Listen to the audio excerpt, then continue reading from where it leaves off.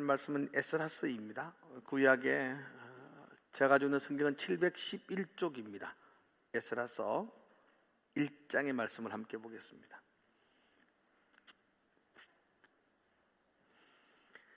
에스라 1장 1절에서 4절까지 말씀 한 절씩 읽도록 합니다. 제가 먼저 1절 읽겠습니다. 바사왕 고레스 원년에 여호와께서 에레미야의 입을 통하여 하신 말씀을 이루게 하시려고 바사왕 고레스의 마음을 감동시키시매 그가 온 나라에 공포도 하고 조서도 내려 이르되 바사왕 고레스는 말하노니 하늘의 하나님 여호와께서 세상 모든 나라를 내게 주셨고 나에게 명령하사 유다 예루살렘의 성전을 건축하라 하셨나니 이스라엘의 하나님은 참 신이시라. 너희 중에 그의 백성된 자는 다 유다 예루살렘으로 올라가서 이스라엘의 하나님 여호와의 성전을 건축하라. 그는 예루살렘에 계신 하나님이시라. 그 남아있는 백성이 어느 곳에 머물러 살든지 그곳 사람들이 마땅히 은과 금과 그 밖의 물건과 짐승으로 도와주고 그 외에도 예루살렘에 세울 하나님의 성전을 위하여 예물을 기쁘게 드릴지니라 하였더라. 아멘. 우리 함께 따라해 볼까요? 하나님은 우리를 회복시키시는 분이십니다. 아멘. 오늘부터 한 4주 동안 3단원의 제목이 회복시키시는 하나님이 제목입니다. 그래서 회복이란 주제를 가지고 4번에 걸쳐서 함께 말씀을 나눌 겁니다. 오늘은 성전의 회복, 다음 주는 성벽의 회복, 그 다음 주는 공동체의 회복, 그리고 우리의 영성 신앙의 회복까지 이렇게 회복시키시는 하나님에 대해서 함께 나누게 될 것입니다. 우리는 불신실합니다. 우리는 신실하지 못하기에 하나님과 약속을 우리는 온전히 지킬 수가 없습니다. 그러나 하나님은 우리에 대해서 신실하신 분이십니다. 우리는 하나님에 대해서 염치 없음과 파렴치 함과 불신실함으로 하나님을 만나게 될 때가 많습니다. 그러나 우리가 바라는 것은, 또한 우리가 믿는 것은 우리의 염치 없음과 우리의 불신실함과 상관없이 하나님은 우리에게 언제나 신실하십니다. 그게 우리의 소망입니다. 우리는 불신실하기에 이스라엘 역시 하나님께 신실하지 못했기에 하나님과의 약속을 그들은 지키지 못합니다. 그로 인해서 북이스라엘은 아수르에게, 남유다는 바빌론에게 그 나라가 멸망을 합니다. 눈에 보이는 유형적인 나라, 눈에 보이는 나라는 멸망을 했습니다. 다 끝이 났습니다. 그러나 하나님에게 있어서 끝난 것은 아니었습니다. 하나님은 아브라함에게 하셨던 약속, 하나님은 다윗에게 하셨던 약속을 하나님 스스로가 신실하게 지키시는 분이셨습니다. 그래서 우리는 지난주에 열왕들의 이야기의 마지막 부분에서 하나님께서 여호야긴 왕을 37년 만에 그 직위를 복원시켜 주심으로 말미암아 끝난 것 아니야, 다 망해서 끝난 것처럼 보여지지만 끝난 게 아니고 다시 회복된다는 예고편을, 후속편이 있다는 것을 우리에게 보여주었습니다. 그리고 이제 우리는 4번에 걸쳐서 하나님이 보여주셨던 그 예고편, 하나님의 회복의 역사를, 회복의 하나님의 역사하심들을 우리는 하나하나 살펴보게 될 것입니다. 그래서 4주 동안의 총 주제가 회복시키시는 하나님, 이런 뜻입니다. 한마디 더 따라해 볼까요? 하나님은 우리를 회복시키시는 분이십니다. 아멘. 그죠? 하나님의 회복을 기대하면서 여러분들이 기도하며 은혜를 함께 나누게 되기를 주의 이름으로 축복을 드립니다. 벌써 우리가 20대 대통령 선거가 이제 한 10일 정도 남아 있습니다. 여러분들은 어느 분을 선택할지를 결정을 하셨는가요? 제가 세미나를 갔다 오니까 집에 선거 홍보물이 와 있는데 제가 뜯어보니까 깜짝 놀랐습니다. 이번에 대통령 선거에 출마하시는 분이 14분이더라고요. 몰랐습니다. 솔직히 저는 흠오까지는 알았는데 그 뒤로는 몰랐습니다. 그렇게 많은 분들이 출마인지를 사실은 몰랐더랬어요. 여러분 다 훌륭한 분들입니다. 한 나라의 대통령이 되기를 원해 출사표를 던진 사람이 어리버리한 사람 없습니다. 다 저보다는 많이 공부했고 똑똑하고 그나마 참 잘 괜찮은 분들이라고 생각을 합니다. 근데 사실 저는 아직까지 결정을 못했습니다. 신뢰가 가고 우리들에게 존경을 받을 만하고 그리고 정말로 지금 코로나로 인해서 많이 힘들어하는 우리 서민들의 마음에 감동과 위로를 줄 수 있다고 생각하는 분을 사실은 찾지를 못하고 있습니다. 어떤 분은 이번 선거를 가리켜서 그렇게 말하더라고요. 덜 나쁜 사람을 뽑아야 된다. 이렇게. 참 서글픈 이야기입니다. 한 나라의 대통령을 뽑은데 출마하신 분들이 너무너무 좋은데 어쩔 수 없이 그 중에 좀 더 좋으신 분 한 분을 참 선출해야 된다. 이게 바람직한 건데 덜 나쁜 분을 찍자. 뭐 이런 이야기를 지금 하고 있는 것이 참 마음이 아픕니다. 정말로 존경할 만한 그리고 우리들에게 힘과 감동을 줄 만한 지도자를 기도하면서 기다려야 할 것입니다. 예전에 인도에 마하트마 간디라는 지도자가 있었습니다. 마하트마, 이건 위대한 혼 이런 뜻이거든요.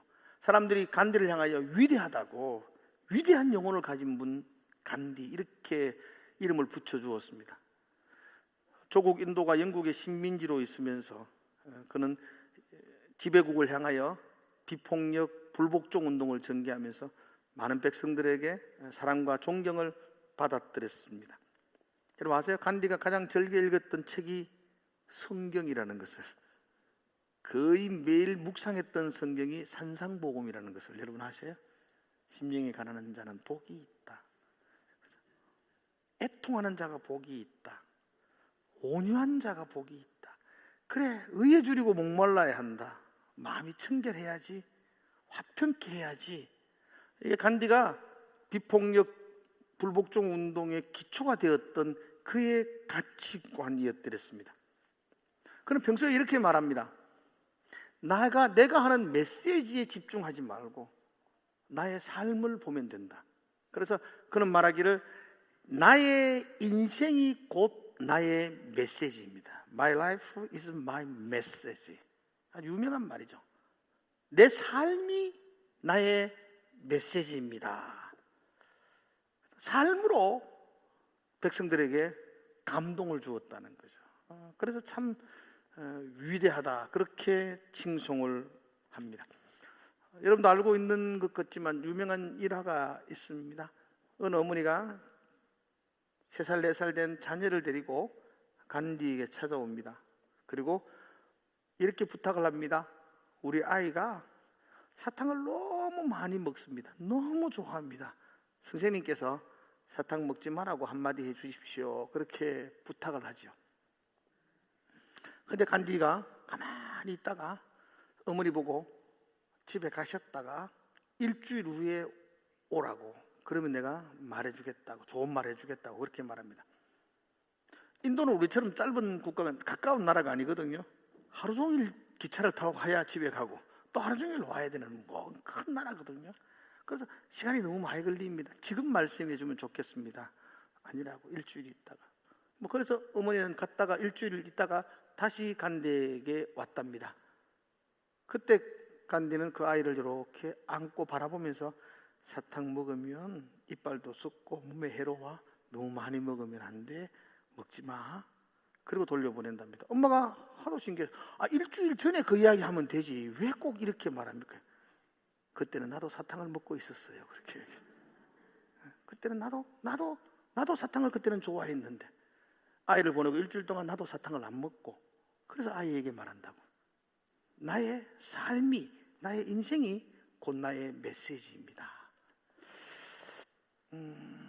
우리는 지도자에게 많이 실망하는 이유가 여기서는 이 말하고 저기서는 저 말하고 이때는 이렇게 변명하고 저때는 저렇게 변명하고 그게 너무 속상하다고 많이 말하죠.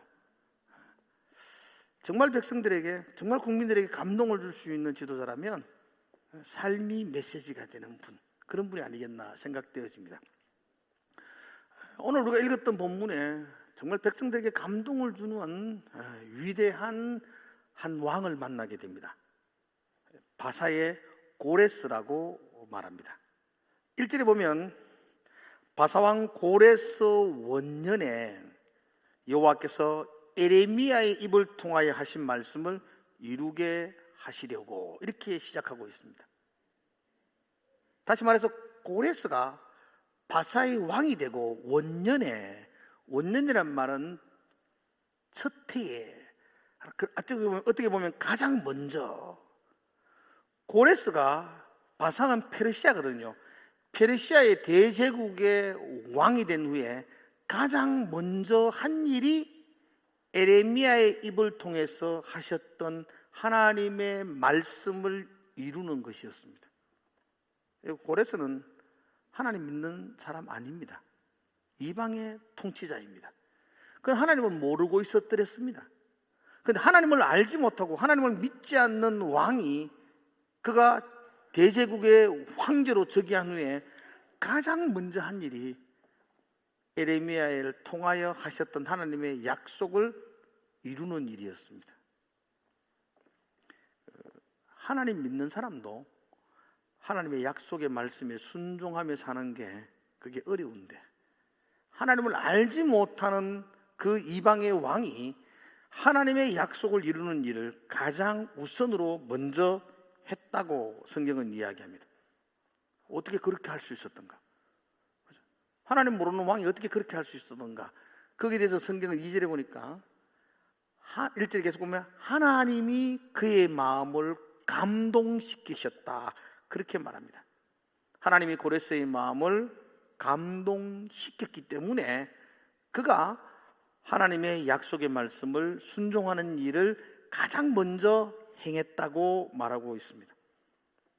여러분, 하나님은 세상의 왕의 마음도 감동시키셔서 약속의 말씀을 이루는 도구로 사용하시는 분이십니다.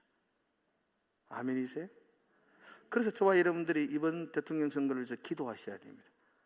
그분들이 예수를 믿는 사람이 되게 해달라고 기도할 필요는 없습니다. 하나님이 고레스의 마음을 감동시켰던 것처럼 우리의 지도자의 마음도 감동시키시기를 기도하셔야 됩니다. 하나님에게 감동된 지도자는 백성을 감동시킵니다.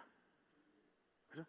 하나님께 감동되지 않는 지도자는 백성의 마음에 감동을 줄 수 없습니다. 그러나 아무리 무자비한 왕이라 할지라도, 아무리 포악한 왕이라 할지라도 하나님에게 감동되어지면 그는 백성의 마음에 감동을 주는 왕이 될 수가 있습니다.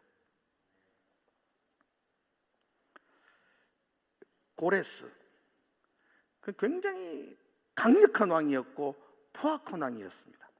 세상 시각으로 보면 무자비한 왕이었습니다. 주변의 모든 인근 나라들을 초토화시켰고, 그래서 페르시아라는 대제국을 세웠던 왕이었습니다. 그런데 하나님이 그에게 감동을 줍니다. 그의 마음을 감동케 합니다.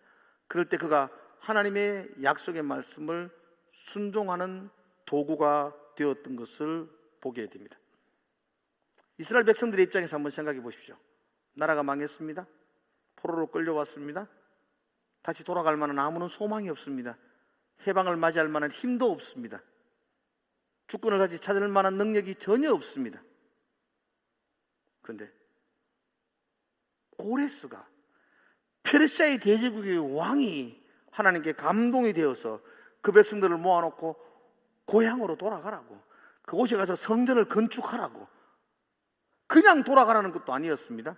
4절의 말씀 보면 이웃들에게 은과 금과 재물을 다 주게 만들어서, 주변 사람들이 유다 백성들에게 금을 줘요. 그걸 가지고 고향으로 돌아가서 무너졌던 성전을 다시 지으라고 그 왕이 그렇게 허락을 하고 명령을 내리게 됩니다. 얼마나 이스라엘 백성들의 입장에서는 감동적이겠습니까? 자신의 힘으로서는 어찌할 수 없었는데 대제국의 왕이 즉위하자마자 그렇게 자유와 성전 회복의 수군을 이루도록 허락해 주었던 것입니다. 그 이유가 하나님이 고레스의 마음을 감동케 했기 때문입니다. 어떻게 감동했느냐? 성경은 자세하게 기록되지는 않습니다. 그런데 여러분들이 집에 가셔서 이사야서 45장을 1절부터 7절까지인가 쭉 한번 읽어보시면 거기에 대해서 고레스의 감동된 사건들을 성경이 증거하고 있습니다. 그 부분에 보면 이렇게 되어져 있습니다. 어느 날 고레스가 하나님을 알지 못했습니다. 하나님을 믿지 않는 상황에서 하나님이 어느 날 고레스에게 찾아가십니다. 그리고 고레스에게 말씀하십니다. 고레스에게 말씀하셨다는 것은 하나님이 고레스에게 약속을 하신다는 겁니다. 그때는 고레스가 별 볼 일 없는 그냥 작은 부족의 추장 정도로 부족의 우두머리 정도로 있을 때였습니다. 그런데 하나님이 그에게 찾아가셔서 하나님이 그에게 이렇게 말씀합니다. 내가 너의 오른손을 붙들어 주겠다. 그래서 네가 가는 곳마다 승리를 주겠다. 하나님이 하신 약속이었습니다. 험한 길이 나오면 하나님이 내가 먼저 가서 그 길을 평탄케 하고 적국의 성문을 열어 제쳐서 너를 통해서 승리하게 해주겠다. 세상 열국이 너의 발 앞에 항복하게 해주고 그들 열왕들이 숨겨놓았던 보물들을 네가 찾아서 가지도록 해주겠다. 그리고는 하나님이 이렇게 말씀합니다. 내가 너에게 이걸 다 해주겠다. 그래서 네가 대제국의 왕이 되게 해주겠다. 그러면서 하나님이 너는 왕이 되면 유다 백성, 그 이스라엘 백성들을 예루살렘으로 돌려보내서 성전을 짓도록 하라. 이게 하나님의 약속이었어요. 내가 너를 왕으로 세워주겠다. 그러면 너는 왕이 돼서 그 백성들을 고향으로 돌려보내서 성전을 짓도록 하라. 그 이야기가 이사야 45장에 기록되어져 있어요. 그걸 간단히 줄였는 말이 오늘 2절의 말씀입니다. 2절 한번 볼까요, 여러분들? 2절 한번 보겠습니다. 2절 같이 읽읍시다. 시작. 바사왕 고레스는 말하노니 하늘의 하나님 여호와께서 세상 모든 나라를 내게 주셨고 나에게 명령하사 유다 예루살렘의 성전을 건축하라 하셨나니. 그렇죠. 하나님이 이 모든 나라를 너에게 준다. 그리고 너는 유다 사람들을 돌려보내서 성전을 건축하라. 그렇게 명령했던 것입니다. 이 고레스의 칙령, 고레스의 명령에 의해서 유다 백성들은 하루아침에 갑자기 자유자가 되고 해방을 맞이하고 고향으로 돌아가게 됩니다. 한두 사람이 모여서 고향으로 돌아가기 시작합니다. 그때 고향으로 돌아온 사람들이 5만 명 정도가 됩니다. 고레스는 예루살렘의 총독, 통치하고 다스릴 수 있는 지도자를 세워서 5만 명의 사람들을 그쪽으로 돌려보내서 성전을 건축하라고 명령합니다. 그때 지도자로 세워진 사람이 세스바살이 됩니다.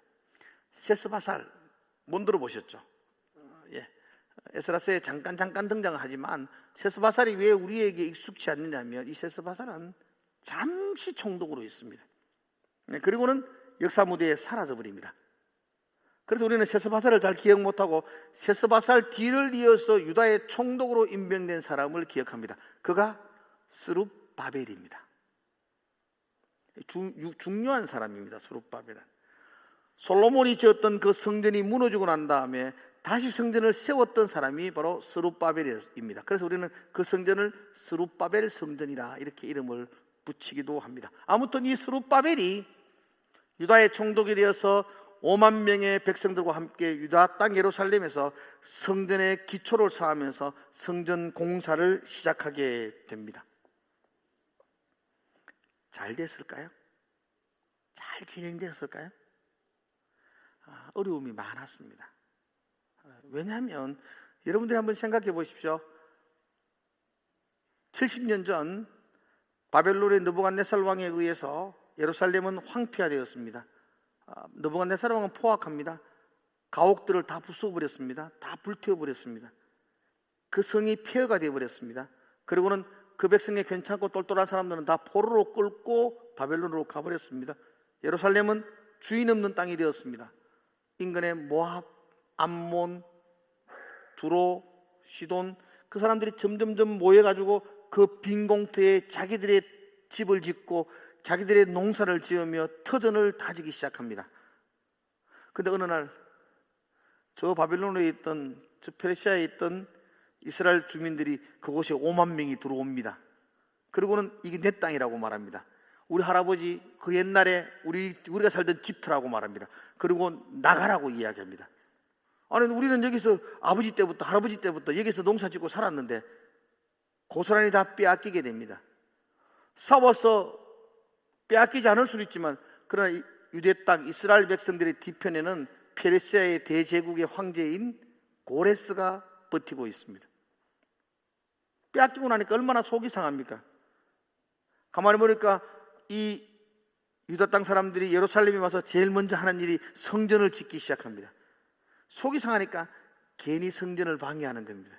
공격을 살짝 하기도 하고, 전면전으로 공격을 못합니다. 왜냐하면 고레스가 있으니까 전면적인 전쟁을 못합니다. 그러나 뒤에서 계속해서 방해를 합니다. 사마리아를 중심으로 인근의 주민들이 끊임없이 방해를 하고요.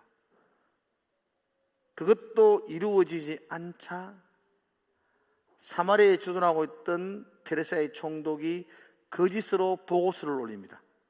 그 보고서에는 이렇게 적혀져 있습니다. 한 단어를 바꿉니다. 지금 예루살렘에 와 있는 유다 백성들이 성벽을 짓고 있습니다. 이렇게 적습니다. 성전을 지으려고 보냈는데 성벽을 짓습니다. 여러분, 성벽을 짓는 것과 성전을 짓는 것은 굉장히 다릅니다. 성전을 짓는 것은 종교적인, 그죠? 신앙의 회복을 운동을 일으키는 겁니다. 그런데 성벽을 짓는 것은 군사를 키우는 것이고 페르시아를 대항하는 것이고 싸움을 준비하는 것입니다. 그래서 사마리아 총독이 편지를 보내면서 저들이 성벽을 짓고 있습니다. 성벽이 완공되어지면 왕에게 반대를 하고 조공을 주지 않고 대항하며 싸울 겁니다. 그렇게 편지를 보냅니다. 마침 페르시아에는 그 백성들을 돌려버렸던 고레스가 운명을 다하고 죽고 그의 아들 캄비세스가 두 번째로 왕으로 등극을 합니다. 캄비세스의 관심은 이집트, 애굽을 점령하여 자기 나라를 대제국으로 만드는 것이었습니다. 그냥 유다 땅에 일어나는 그 일들에 대해서 아무런 관심이 없습니다. 근데 편집하러 보니까 그들이 성벽을 짓고 우리를 대항하여 싸운다는 내용이었습니다. 그래서 그냥 캄비세스는 아무 생각 없이 성전 중단을 명령해 버립니다. 그래서 짓고 있던 예루살렘 성전은 하루아침에 더 이상 지을 수 없는 중단된 상태가 됩니다. 그렇게 중단되고 15년이 지납니다. 여러분, 15년 동안 폐허가 되어 중단되어지면 다 포기하는 겁니다. 이제 더 이상 어떻게 할 수도 없습니다. 다시 짓겠다는 동력을 얻을 수가 없습니다. 그 백성들은 다 포기하고 있었습니다.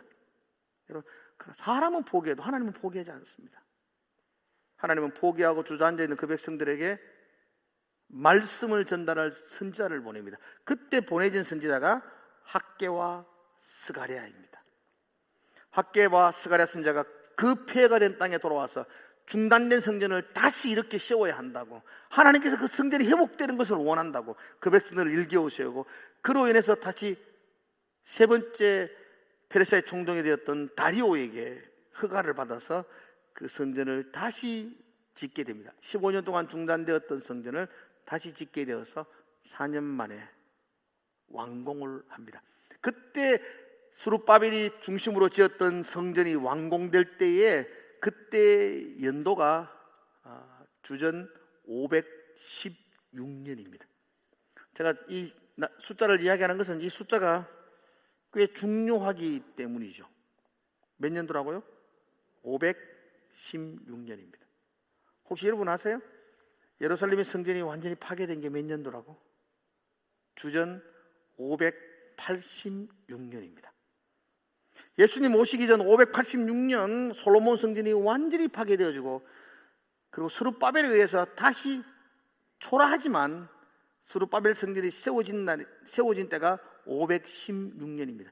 여러분, 몇 년 만에 세워졌을까요? 똑똑하십니다. 세 자리 마이너스 숫자를 그렇게 정확하게 망설임도 없이 대답하시는 거예요. 70년 만에 성전이 세워졌습니다. 에레미야에게 하나님이 거듭거듭 약속하시고 예언해 주셨던 말씀, 이 백성이 70년 후에 다시 이 땅에 돌아와 회복하게 될 것이다. 이게 이제 부서진 성전과 회복된 성전을 통해서 하나님이 이 땅을 다시 회복할 것이라는 신호탄을 우리에게 보여준 것입니다. 왜 하필 성전이냐? 여러분, 성전이 회복되면 모든 게 회복되는 겁니다. 그렇죠? 성전이 무너질 때 모든 게 무너지는 것입니다. 그래서 지난주에도 이스라엘의 멸망을 말할 때에 왕이 잡혀가고 또 포로로 끌려가고 예루살렘이 폐허가 되어도 그건 망한 것 아니었습니다. 세 차례에 걸쳐서 그 땅이 폐허가 되고 왕이 죽고 끌려가도 망한 것 아니었습니다. 마지막 586년에 한 건물이 무너지면서 망했다 이렇게 말합니다. 그 건물이 성전이었습니다. 성전이 무너졌을 때에 성경은 그 땅이 망했다 이렇게 말합니다. 그 성전이 무너진 때가 586년이었고 하나님이 약속하신 70년이 지난 후에 성전이 다시 세워지는 때가 516년, 70년 만에 하나님은 성전을 다시 회복해 주셨습니다. 성전은 하나님과 만나는 신앙의 중심지고 성전은 하나님의 사랑을 경험하는 하나님의 은혜의 장소입니다. 특별히 성전은 예배의 장소이며 성전은 기도의 장소이며 성전은 하나님과 교제의 장소입니다. 그러므로 성전이 회복된다는 것은 모든 것들이 회복된다는 신호탄과 같습니다. 하나님은 스룹바벨을 통하여서, 아니요 더 나아가면 하나님은 이방의 왕이었던 고레스의 마음을 감동시키셔서 하나님은 자신이 약속하셨던 그 백성들의 회복의 시작을 알리셨습니다. 그리고 그들에게 우유곡절이 있었지만 그들을 통해서 성전을 다시 회복하도록 하나님께서 은혜를 부어 주셨습니다. 사랑하는 성도 여러분들, 코로나 때문에 우리가 가장 많이 무너진 게 예배 아닌가요? 성전의 회복이 예배의 회복입니다. 어쩌면 지금 우리가 가장 많이 무너진 게 예배가 아닌가 생각되어집니다. 하나님이 지금 우리에게서 가장 먼저 회복되기를 원하시는 것이 예배의 회복일 것입니다. 우리는 생각에 많은 변화가 있었습니다. 코로나 때문에. 그전에는 우리가 예배에 참석해서 함께 해야 된다고만 생각했습니다. 근데 우리는 지금 많이 바뀌었습니다. 이제는 온라인으로 드려도 된다고 생각하죠. 온라인으로 드릴 수 있다고 생각하죠. 열이 좀 나니까 온라인으로 드리고. 그죠? 아니, 열이 나서 온라인으로 드렸던 우리가 진짜 결혼식이 있으니까 온라인으로 드리는 거 당연하지 않을까요? 열이 좀 있어서 온라인으로 드렸던 사람들의 생각 속에 바쁜 일이 있으니까 온라인으로 드리는 거. 뭐 1년 52주 꼬박 다 가야 되나? 온라인으로 드리고 여유가 있고 한가하면 다시 모여들고. 어쩌면 우리 생각에 예배가 정말로 중요하다고 그동안 그렇게 어릴 때부터 배워왔었는데 어느덧 우리는 코로나로 인해서 그냥 예배 온라인으로 드리지 뭐 라는 생각으로 우리 가치관이 많이 바뀌어져 있습니다. 예, 그렇습니다. 장소는 어딘지 관계없습니다. 그러나 여러분, 진정한 예배가 우리 속에서 회복되어지기를 주의 이름으로 축복합니다. 그게 하나님 아버지의 마음일 겁니다. 빼앗기고 무너지고 황폐해졌던 그 이스라엘 땅에서 하나님은 회복시키기를 소망하시면서 가장 먼저 손을 대시면서 그들에게 회복을 일으켰던 것이 성전 예배였습니다. 예배. 나는 그것이 지금의 우리를 향한 하나님의 아버지의 마음이라고 믿습니다. 오늘 예배하는, 온라인으로 예배하는 여러분들이나 오늘 함께 모여서 예배하는 여러분들의 마음속에 정말 예배에 대한 간절한 회복의 기도가 일어나기를 주의 이름으로 축복을 드립니다. 그죠? 다시 갈급한 심령으로, 정말 어린아이가 엄마의 치맛자락을 붙드는 그 절박한 심정으로 우리 속에서 하나님을 바라보는 예배의 시각들이 다시 세워지기를 주의 이름으로 축복을 드립니다. 예배의 회복은 우리 인생의 모든 회복의 시작점입니다. 하나님의 나라의 회복은 예배에서부터 시작되어집니다. 그래서 하나님은 회복의 첫 단추를 성전을 건축하라, 그곳에서 만나자, 그곳에서 예배해라, 그곳에서 너와 사랑의 교제를 나누겠다 라고 말씀하시면서 그 황폐한 땅 위에 하나님의 성전을 다시 건축했던 것입니다. 오늘도 무너졌던 황폐한 우리 마음 속에서 하나님을 향한 예배들이 다시 회복되고 일어나기를 주의 이름으로 축복합니다. 그것이 여러분의 가정에서부터 일어났으면 참 좋겠습니다. 그죠? 자녀들에게서부터 일어났으면 좋겠습니다. 엄마와 자녀들이, 할아버지와 손자가 함께 모여서 함께 예배하며 예배의 회복의 운동을 일으킬 수 있다면 하나님의 기쁨이 되지 않겠습니까? 하나님이 고레스 이방의 왕의 마음을 감동시키셔서 그 땅 가운데 다시 예배의 회복을 요구하셨던 것처럼 하나님이 지금 우리 각자의 마음속에 성령으로 감동시키셔서 우리 마음속에 예배가 다시 살아나기를 주의 이름으로 축복을 드립니다. 그 일이 한 주간 동안 저와 여러분들의 기도의 제목이 되기를 주의 이름으로 축복을 드립니다. 기도하겠습니다. 하나님을 높이며 하나님을 찬송하며 하나님께 무릎을 꿇으며 하나님을 만나는 그 예배가 우리 속에서 회복되게 하여 주시옵소서. 무너졌던 우리의 마음 성령께서 만져주셔서 다시 세워지게 하여 주시옵소서.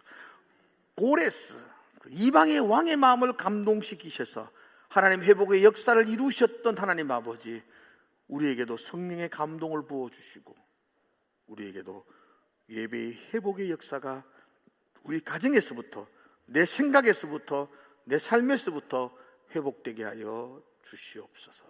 예수님 이름으로 기도드리옵나이다. 아멘.